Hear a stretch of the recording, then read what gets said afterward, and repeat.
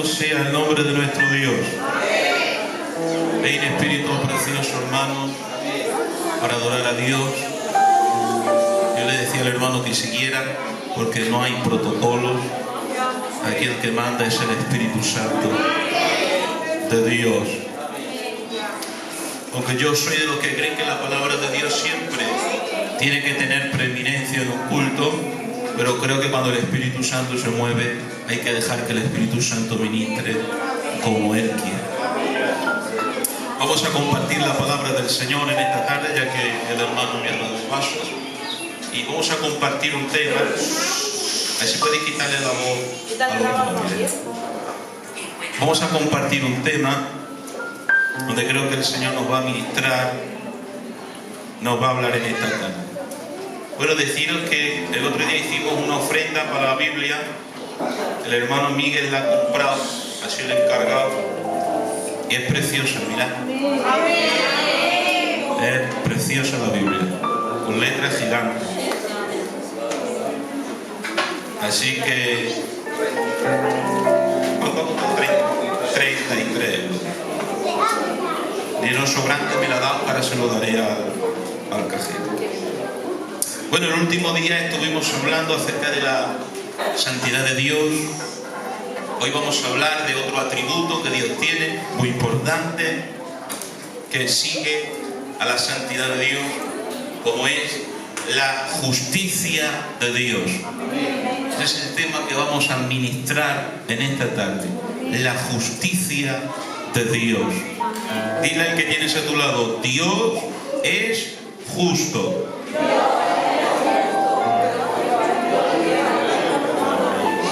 Para ello vamos a leer un versículo,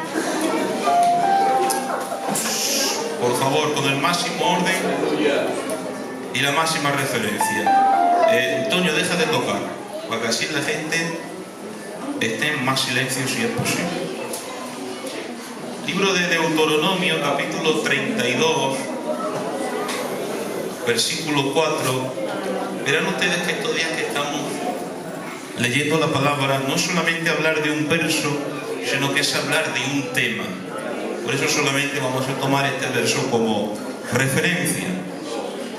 Libro de Deuteronomio, capítulo 32, versículo 4, dice así la palabra: en el nombre de Jesús. Dice: Él es la roca, cuya obra es perfecta, porque todos sus caminos son rectitud. Dios de verdad y sin ninguna iniquidad en Él. Es justo y recto. Amén a la palabra del Señor. Puedes tomar asiento. Gloria a Dios.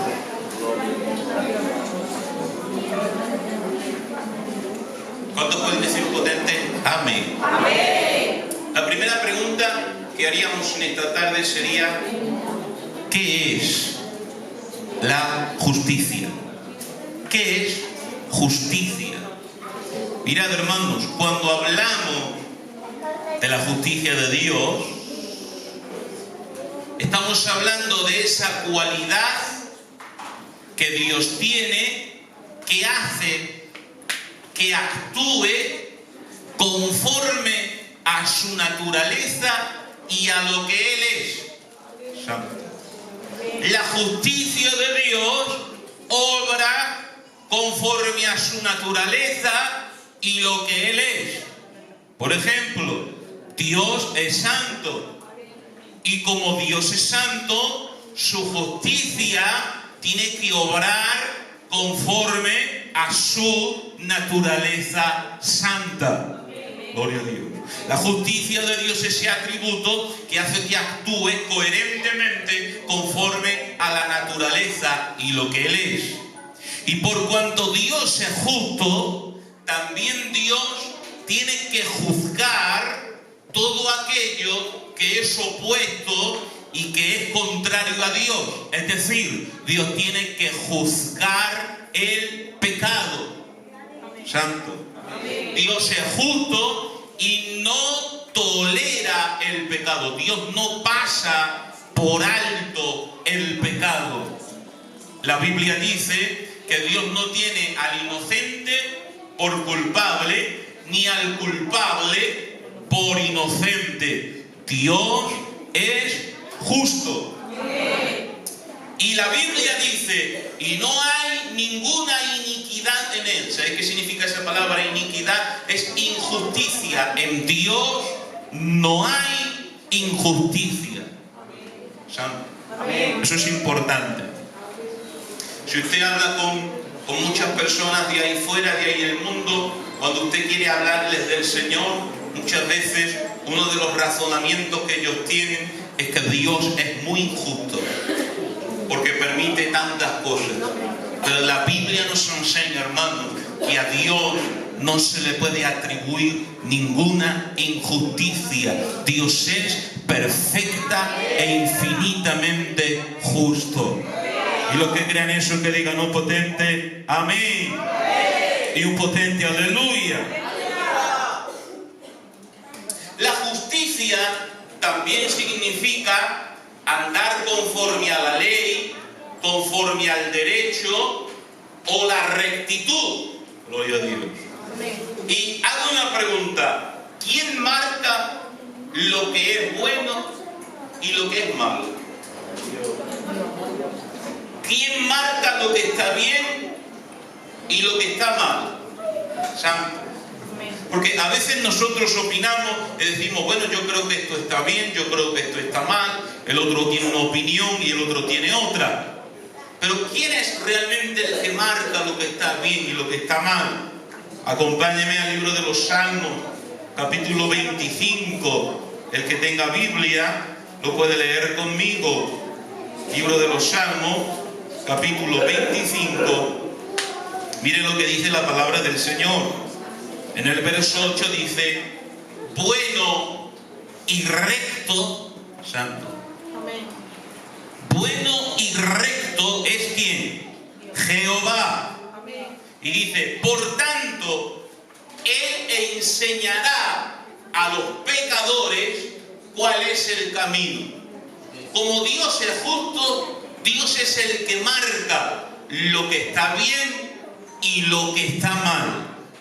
Te lo voy a decir de esta manera muy sencilla. En el Señor no vale ni lo que tú opinas, ni lo que yo opino. Vale lo que la palabra del Señor dice. Porque Dios es el que ha marcado en su palabra lo que es bueno, lo que está bien y lo que está mal. Y los que crean eso, que digan un potente amén. Dios es justo, hermano. Y Dios ama, dice la Escritura, Dios ama la justicia. Gloria a Dios. Pero ahora vamos a entrar en el punto más, no sé cuál es la palabra, en el punto más complejo del tema. Y es lo siguiente.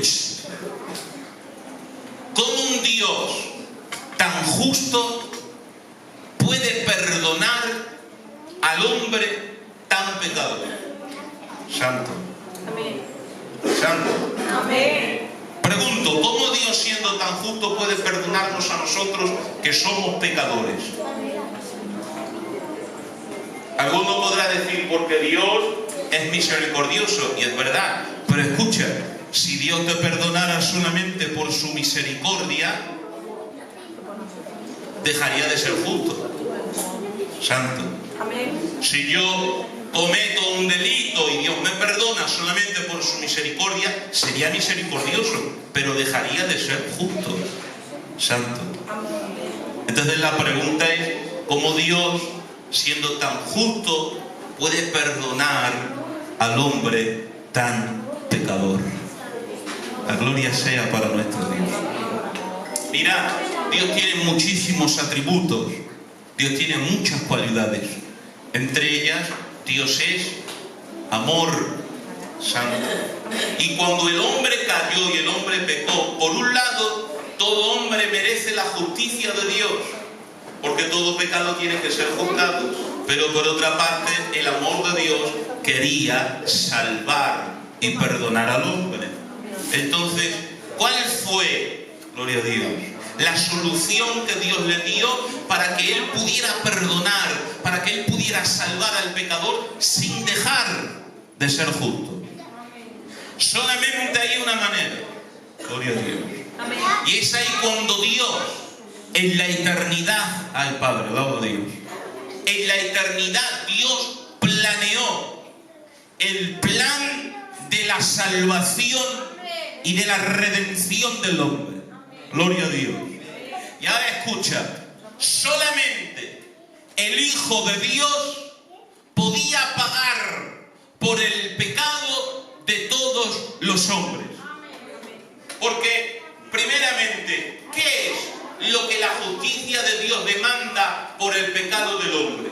¿Qué es lo que demanda la justicia de Dios? Cuando Adán y Eva pecaron en el huerto del Edén, dice la Biblia que se cosieron hojas de ¿qué? De higuera, y se hicieron delantales y cubrieron, hablando con respeto, su desnudez. Pero esas ropas no eran válidas delante de Dios. La Biblia dice, Génesis 3:21 dice, y Jehová los vistió ¿con qué? Con túnicas de pieles de animales.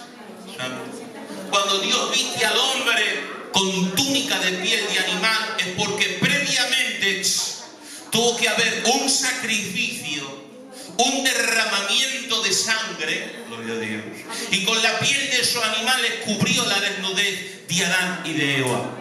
¿Sabes lo que estaba tipificando? Estaba tipificando la obra de Cristo que iba a ser llevada en la cruz del Calvario. Lo que la justicia de Dios demandaba, escucha, era la muerte de un inocente, de un justo que pagara en lugar del hombre pecador. Los que me estén siguiendo, que digan un potente amén. Ahora, ¿quién puede pagar por el pecado del hombre? Escucha, los sacrificios de los animales no eran válidos. La Biblia dice en el libro de Hebreos, capítulo 10, que ni la sangre de los toros ni de los machos cabríos pueden quitar el pecado.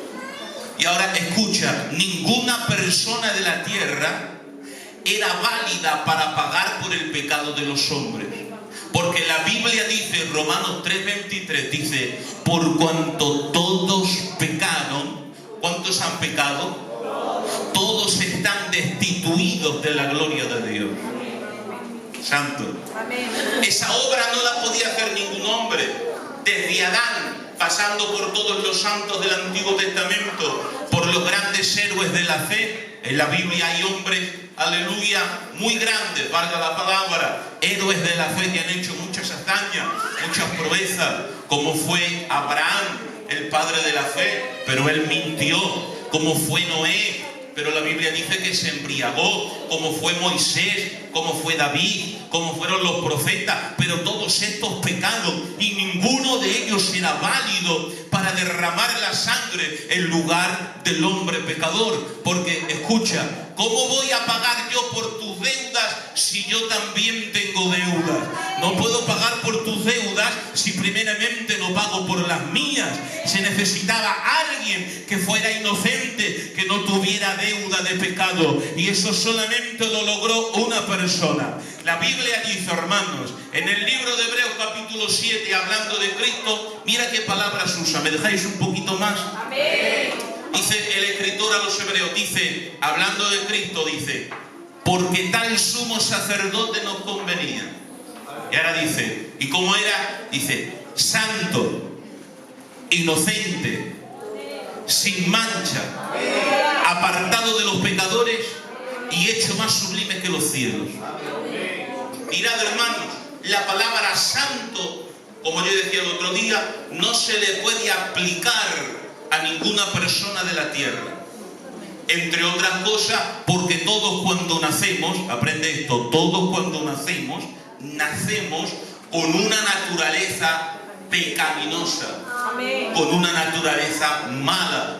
El Salmo 51 dice: en maldad fui formado y en pecado me concibió mi madre. Todos los hombres nacemos con esa naturaleza pecaminosa, pero el nacimiento de Jesucristo, gloria a Dios, no fue un nacimiento normal y corriente. Él nació de una mujer, pero él no nació de un hombre. Él nació de María, pero él no nació de José. ¿Saben ustedes que hoy hay una falsa doctrina que está volando por ahí, sobre todo en los móviles y en los TikTok, de estas personas judaizantes que dicen que Jesucristo no es Dios y que él nació de María y que también nació de José? Eso es una herejía, hermanos. Eso es un error de la palabra. Eso es una doctrina satánica. Nosotros, la iglesia, creemos en el nacimiento virginal de Cristo. ¿Sabes qué significa eso? Que cuando María recibió la noticia, ella dijo: ¿cómo va a ser esto? Yo no conozco varón. Pero le dijo: el Espíritu Santo vendrá sobre ti y el poder del Altísimo te cubrirá con su sombra. Él no nació de un hombre, él fue engendrado por el mismo Espíritu Santo de Dios. Fue el Espíritu Santo quien engendró a la persona del Verbo en el vientre de María. Por eso continúa el ángel diciendo: por lo tanto, el santo ser que nacerá de ti será llamado Hijo de Dios. Esa palabra no se le puede aplicar a ninguna persona. Todos nacemos pecadores, pero mi Cristo nació sin pecado, vivió sin pecado, murió sin pecado y resucitó sin pecado. Inocente, esa palabra tampoco se le puede aplicar a ningún ser humano. Santo. ¿Me dejáis un poco más? Mirad, yo puedo ser inocente de un hecho en sí. Me acusan de algo que yo no he hecho. Soy inocente. Yo puedo ser inocente de algo, pero yo no soy inocente de todo. ¿Me estoy explicando? Yo soy inocente de algo, pero no puedo ser inocente de todo, porque todos han pecado y están destituidos de la gloria de Dios. Sin embargo, mi Cristo es totalmente inocente. La Biblia dice, en Primera de Juan, dice el apóstol, dice: y Él apareció para quitar nuestros pecados. Y dice: y no hay pecado en Él. El apóstol Pedro, hablando de Él, dice: el que nunca hizo maldad, ni se halló engaño en su boca, quien cuando le maldecía no respondía con maldición, sino encomendaba su causa al que juzga justamente. Él llevó nuestros pecados sobre su cuerpo en el madero. El apóstol Pablo, hablando de él, dice: al que no conoció pecado, por nosotros lo hizo pecado. Él fue totalmente inocente, gloria a Dios. Durante toda su vida, él dijo unas palabras. Cierta ocasión dijo delante de los hombres: ¿quién de vosotros me redarguye a mí de un solo pecado? Y todos se callaron y tuvieron que cerrar la boca, porque en él no había mancha, en él no había pecado, en él no había defecto. Él era completamente inocente.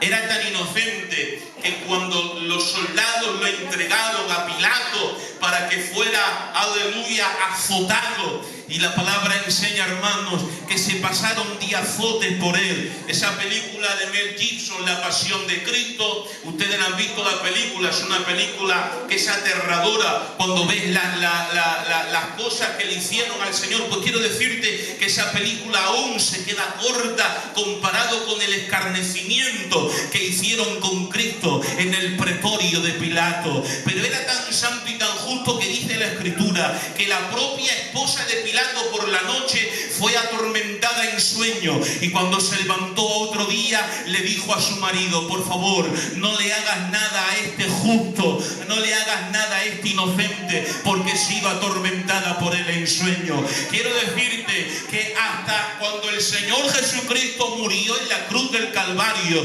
¿sabes que cuando Él murió ocurrieron muchos efectos sobrenaturales? Ustedes saben los efectos sobrenaturales que ocurrieron. Uno de ellos, el velo del templo, dijimos el otro día, fue rasgado desde arriba hasta abajo, pero también dice que hubo un terremoto y las rocas se partieron. Y dicho sea de paso, hermano, un día el escuché a un predicador decir algo que me hizo mucho bien. ¿Sabes por qué las rocas se partieron y se abrieron? Porque hasta ese momento toda la sangre que fue derramada sobre la tierra, desde la sangre de Abel hasta la última sangre de los hombres, ha sido una sangre contaminada por el pecado. Pero la tierra se tuvo que abrir paso ante la sangre inocente, sin mancha y sin mácula de nuestro Señor Jesucristo, derramada en la cruz del Calvario. Tantas cosas ocurrieron que un centurión tuvo que proclamar y decir: verdaderamente este hombre era justo, era el Hijo de Dios.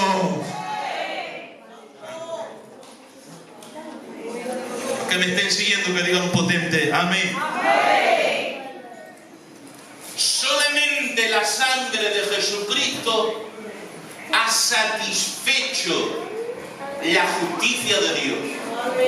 Oh, hermano, yo me estoy gozando en esta tarde, porque me gozo en la proclamación de su palabra. ¿Sabes?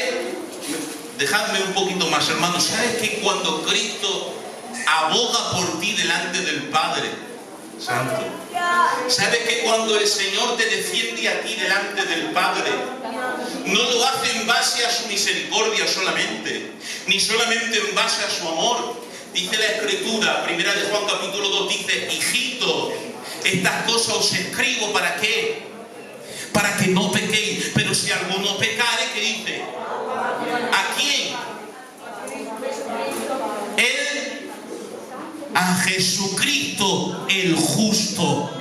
Aun cuando Él aboga por ti delante del Padre, lo hace en base a su justicia. Ay, Padre, cuando Él aboga delante del Padre, aleluya, el Padre nos tiene que perdonar porque ha habido un justo, un santo, un inocente que ha derramado su sangre en lugar de los pecadores. El justo por los injustos.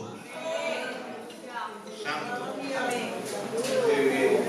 Escucha esto, hasta Dios, cuando nos perdona, no nos perdona solamente en base a su misericordia, sino en base a su propia justicia. Esta ha sido la solución para que Él pudiera salvarnos y salvarnos y perdonarnos sin dejar de ser justo, por la sangre derramada del Hijo de Dios. Mire qué versículo. Dice primera de Juan capítulo 1 y verso 9, dice, por favor un minuto, dice: si confesamos nuestros pecados,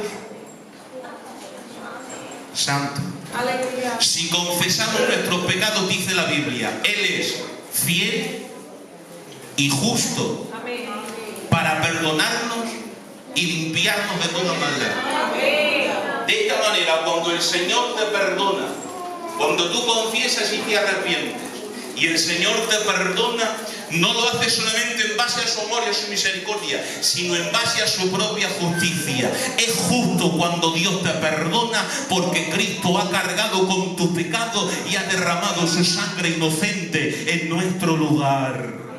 Y los que crean esa verdad, que digan un potente amén. Termino con esto.